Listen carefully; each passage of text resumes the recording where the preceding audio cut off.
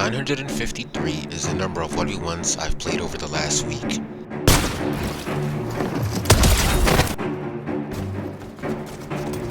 But did I actually improve? The best way to get better at anything is through grinding quality reps. So instead of just playing ranked mindlessly like I have been lately, I decided I would try something different. This led to me deciding to play over 100 rounds of 1v1s a day, being completely intentional with my practice. And what this meant is that I would be finding weaknesses and I would be working to fix these weaknesses instead. And every time I played, I would play with the goal of fixing one thing from each session, as well as having a big goal of fixing my mechanics. So 7 days and 953 1v1s later, was this actually worth it? Well, just 3 days in, I already ended up seeing some progress.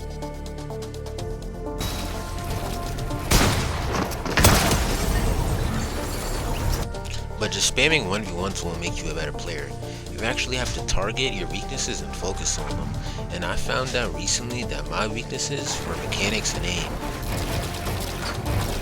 So right after finishing my aim routine, I decided to hop into 1v1s with the goal of not missing a single edit.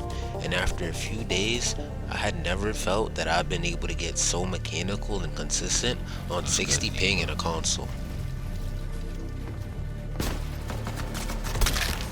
Oh my god! But like I said, this wasn't the only way that this helped me improve. I made sure to switch up the game mode whenever things got stale, like playing realistics in Zone Wars, and then I made sure that whenever someone was beating me terribly, that I stayed for extra long so that I could get practice playing against players way better than me. And eventually, this got me comfortable and confident enough and my mechanics consistent enough that in game I would actually be able to do some cool things consistently and my mechanics would be good enough so that I wouldn't miss simple edits. Oh my goodness. Anyways, like I said, I did lots of aim training. Although it wasn't every day like I planned, the days I did do it, it still helped a lot. And the days I didn't, I could still feel a difference from when I had done it consistently multiple days prior. But I made sure every time after my 1v1 sessions to include some type of free-for-all practice, whether it be reload ranked, regular ranked, or even creative maps like Turtle Fights, Cup Endgame, and like you saw earlier, Tilted Zone Wars. And this is where a lot of the benefit came in. I still played with the goal of not missing an edit, and I was thoroughly warmed up after playing 100 different 1v1s, and I would be able to actually apply what I practiced in an environment more similar to tournament games where there's multiple people around you while you're fighting.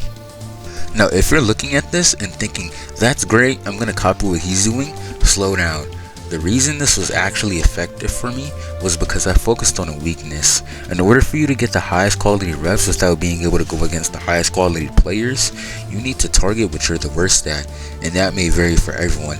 However, in my system, I decided upon one rule to follow each week to counter a weakness.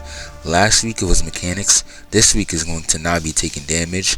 Mechanics and good aim don't mean anything if your opponent shoots you before you.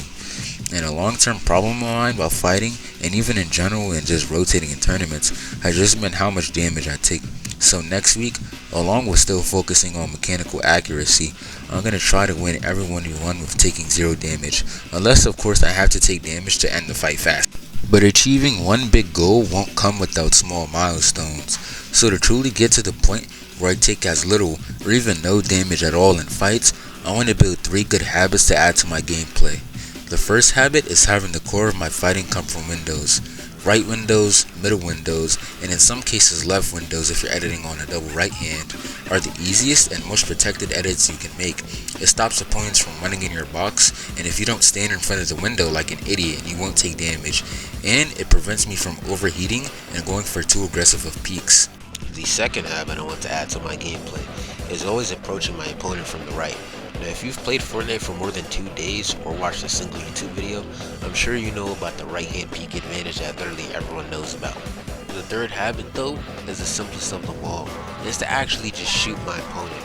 I've died countless times because I've placed a wall and cone and I've tried to go for a full box instead of just pulling out my gun, adjusting my joystick on their head, and using my right trigger to shoot and kill them. Silly jokes aside though, that's enough of the future, and now it's time for the main question. Did 953 1v1s in a week pay off? Since there was only one tournament in the 0 mode, it was hard to judge, but when I looked at the tournament stats, and when I looked back builds and lost an opportunity for a refresh, jumping edit could turn a random edit course into a clip. I look back at the present and see a road where my consistent practice with intention to target one of my biggest weaknesses made me a player that went 10-0 any variant of myself in the past. And I see a future where if I continue to grind, maybe even pushing myself to 2,000 wins in a week, I could become a fighter on par with the 100 best players in my region and become that of a level grand finals fighter.